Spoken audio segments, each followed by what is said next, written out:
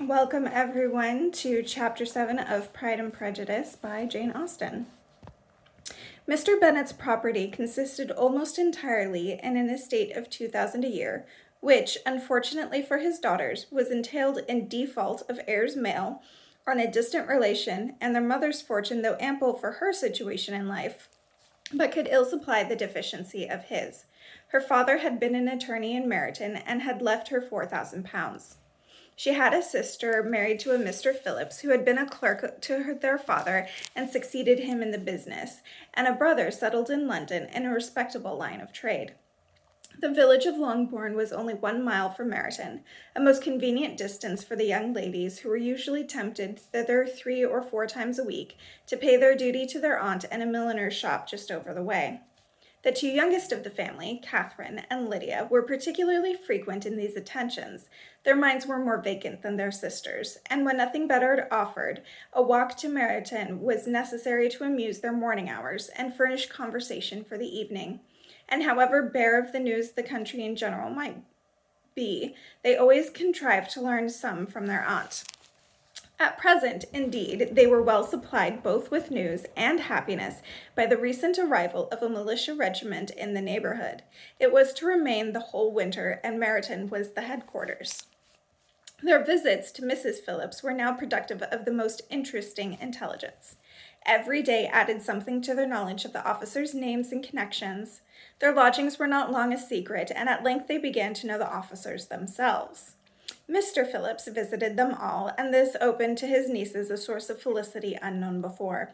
They could talk of nothing but officers, and Mr. Bingley's large fortune, the mention of which gave animation to their mother, was worthless in their eyes when opposed to the regiments of an ensign.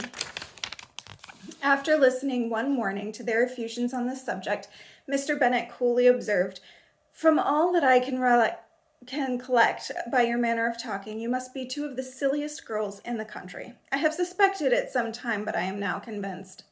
Catherine was disconcerted and made no answer, but Lydia, with perfect indifference, continued to express her admiration of Captain Carter and her hope of seeing him in the course of the day as he was going the next morning to London. "I am astonished, my dear," said Mrs. Bennet, "that you should be so ready to think your own children silly.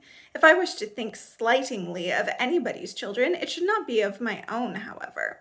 If my children are silly, I must hope to always be sensible of it. Yes, but as it happens, they are all of them very clever. That is the only point, I flatter myself, on which we do not agree. I had hoped that our sentiments coincided in every particular, but I must so far differ from you as to think our 2 youngest daughters uncommonly foolish." "My dear Mr. Bennet, you must not expect such girls to have the sense of their father and mother. When they get to our age, I dare say they will not think about officers any more than we do. I remember the time when I liked a red coat myself very well, and indeed so I still do at my heart, and if a smart young colonel with 5 or 6,000 a year should want one of my girls, I shall not say nay to him. And I thought Colonel Foster looked very becoming the other night at Sir William's in his regimentals." "Mamma," cried Lydia, "my aunt says that Colonel Forster and Captain Carter do not go often to Miss Watson's as they did when they first came. She sees them now as very often standing in Clark's library." Mrs. Bennet was prevented from replying by the entrance of the footman with a note for Miss Bennet. It came from Netherfield, and the servant waited for an answer. Mrs. Bennet's eyes sparkled with pleasure, and she was eagerly calling out while her daughter read, "Well, Jane, who's it from? What is it about? What does he say? Well, Jane, make haste and tell us. Make haste, my love."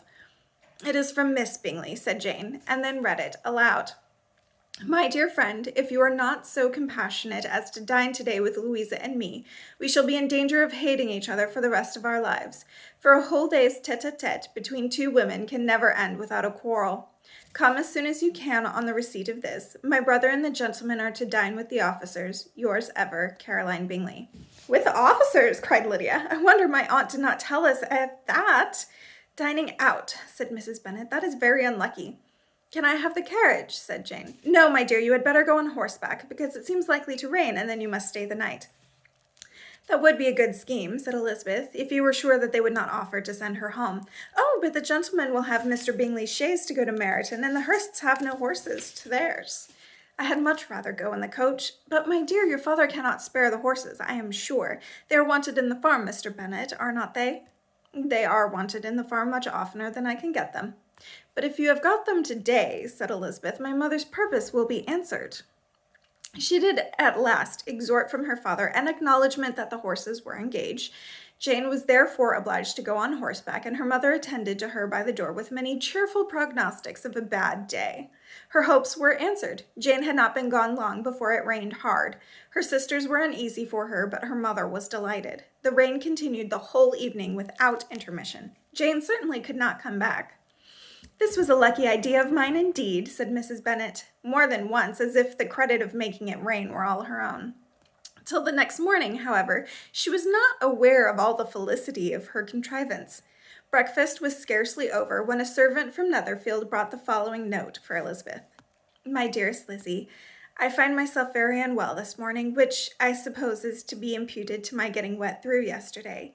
My kind friends will not hear of my returning home till I am better. They also insist on my seeing Mr. Jones, therefore do not be alarmed if you should hear of his having been to me, and excepting a sore throat and a headache, there is not much the matter with me. Yours, etc.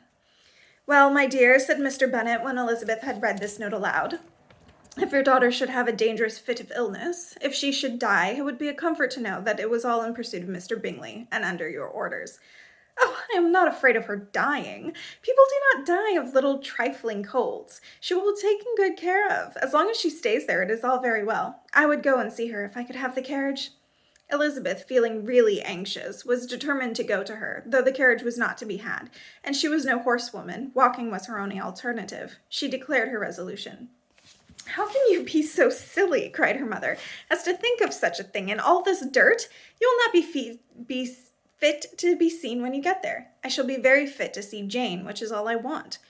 Is this a hint for me, Lizzie, said her father, to send for the horses? No, indeed, I do not wish to avoid the walk. The distance is nothing, when one has a motive, only 3 miles. I shall be back by dinner. I admire the activity of your benevolence, observed Mary, but every impulse of feeling should be guided by reason, and, in my opinion, exertion should always be in proportion to what is required. We will go as far as Meryton with you, said Catherine and Lydia. Elizabeth accepted their company, and the 3 young ladies set off together. If we make haste, said Lydia as they walked along, perhaps we may see something of Captain Carter before he goes. In Meryton they parted. The 2 youngest repaired to the lodgings of one of the officers' wives, and Elizabeth continued her walk alone, crossing field after field at a quick pace, jumping over stiles and springing over puddles with impatient activity, and finding herself at last within view of the house, with weary ankles, dirty stockings, and a face glowing with the warmth of exercise. She was shown into the breakfast parlor, where all but Jane were assembled, and where her appearance created a great deal of surprise. That she should have walked 3 miles so early in the day, in such dirty weather, and by herself, was almost incredible to Mrs. Hurst and Miss Bingley, and Elizabeth was convinced that they held her in contempt for it. She was received, however, very politely by them, and in their brother's manners there was something better than politeness. There was good humor and kindness. Mr. Darcy said very little, and Mr. Hurst nothing at all. The former was divided between admiration of the brilliancy which exercise had given to her complexion, and doubt as to the occasions justifying her coming so far alone. The latter was thinking only of his breakfast. Her inquiries after her sister were not very favorably answered. Miss Bennet had slept ill, and though up, she was very feverish and not well enough to leave her room. Elizabeth was glad to be taken to her immediately, and Jane, who had only been withheld by fear of giving alarm or inconvenience from expressing in her note how much she longed for such a visit, was delighted at her entrance. She was not equal, however, to much conversation, and when Miss Bingley left them together, could attempt little beside expressions of gratitude for the extraordinary kindness she was treated with. Elizabeth silently attended her. When breakfast was over, they were joined by the sisters, and Elizabeth began to like them herself when she saw how much affection and solicitude they showed for Jane. The apothecary came, and having examined his patient, said, as might be supposed, that she had caught a violent cold, and they must endeavor to get the better of it, advised her to return to bed, and promised her some draughts. The advice was followed readily, for the feverish symptoms increased, and her head ached acutely. Elizabeth did not quit her room for a moment, nor were the other ladies often absent. The gentlemen being out, they had in fact nothing to do elsewhere.